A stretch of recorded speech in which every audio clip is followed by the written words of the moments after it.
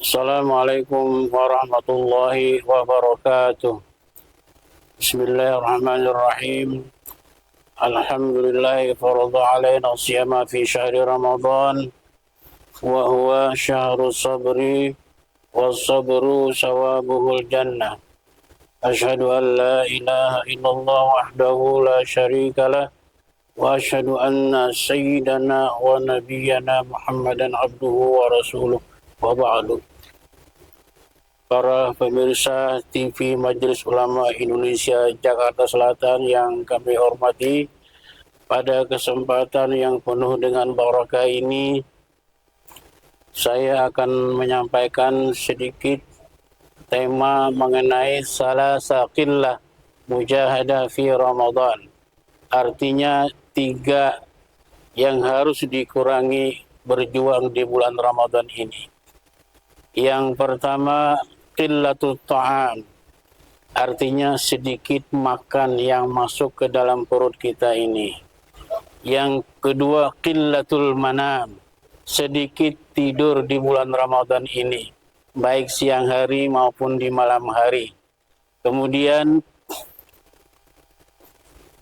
qillatul kalam, sedikit pembicaraan yang dilakukan di bulan Ramadan ini.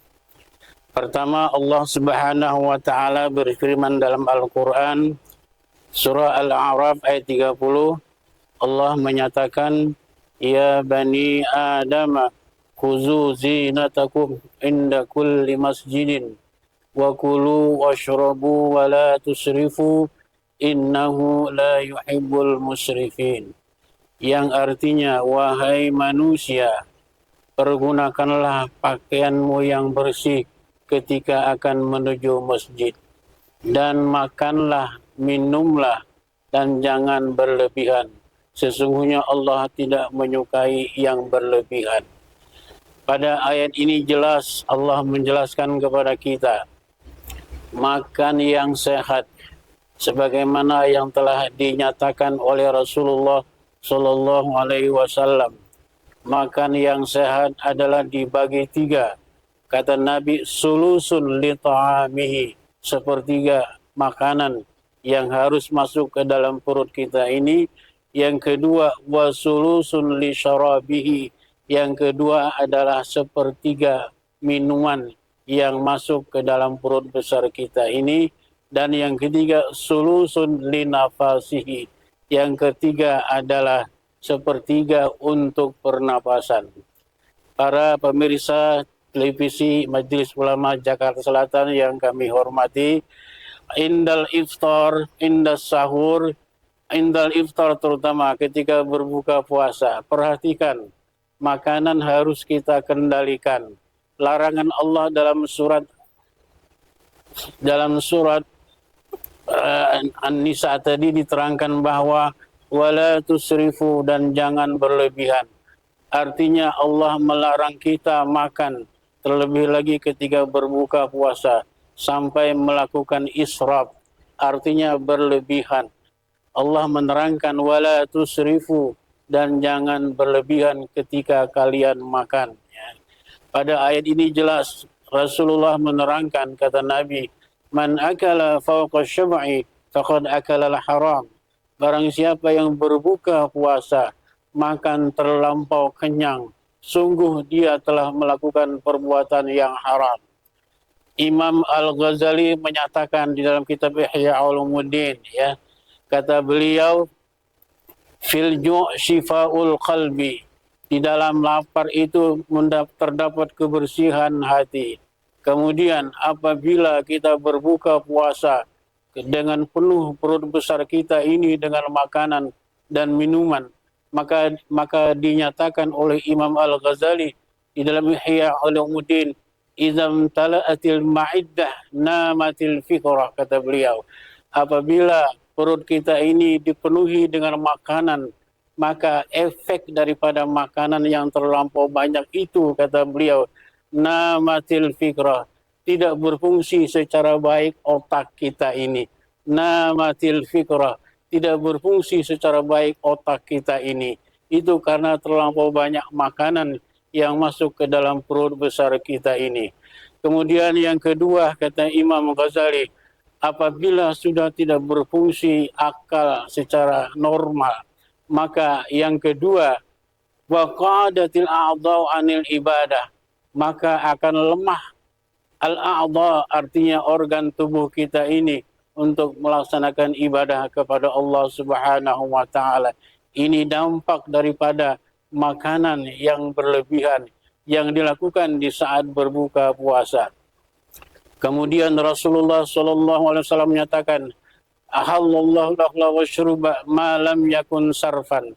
Artinya Allah telah menghalalkan makan selama tidak melakukan berlebih-lebihan.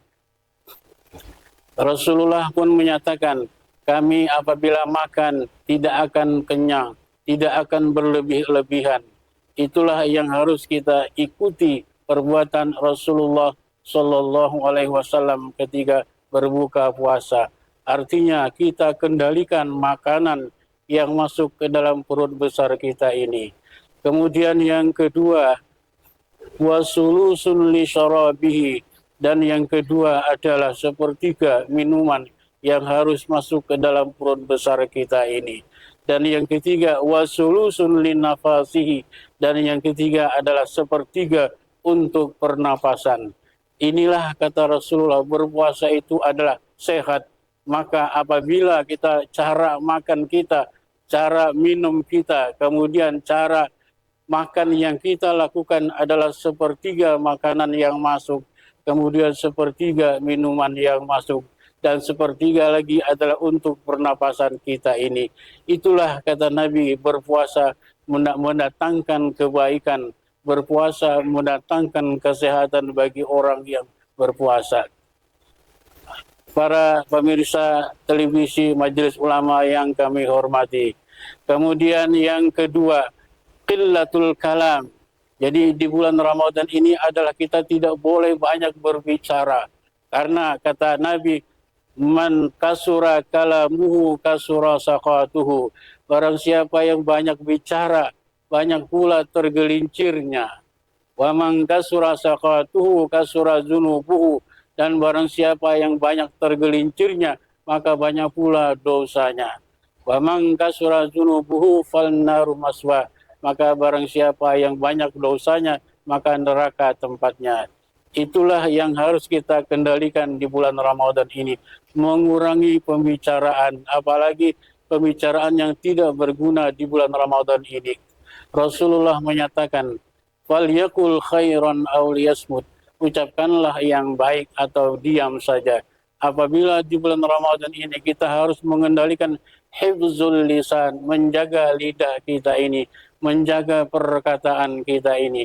Artinya perkataan orang yang berpuasa mesti perkataan yang bernilai ibadah.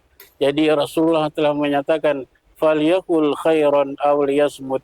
Maka ucapkanlah perkataan yang baik atau lakukan diam saja. Rasulullah menyatakan, berapa banyak orang yang berpuasa, mereka tidak memperoleh apa-apa. Ilal ju' wal atas, kecuali dahaga dan lapar yang dia dapatkan. Itulah karena dia tidak mengendalikan perkataannya, tidak mengendalikan ucapan-ucapannya. Kemudian yang ketiga, qillatul manam, sedikit tidur. Artinya orang yang banyak tidur, kata Nabi, diaul umur.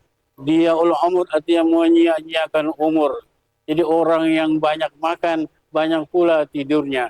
Orang yang banyak tidur, diaul umur, mereka menyia-nyiakan umur. Itulah 3 faktor yang harus kita kendalikan di bulan Ramadan ini.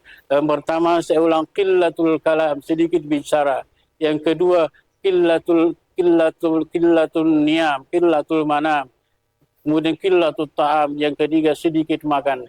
Itulah yang diperintahkan oleh Rasulullah kepada kita dalam rangka berpuasa untuk mencapai kesehatan lahir dan batin. Amin ya rabbal alamin. Assalamualaikum warahmatullahi wabarakatuh.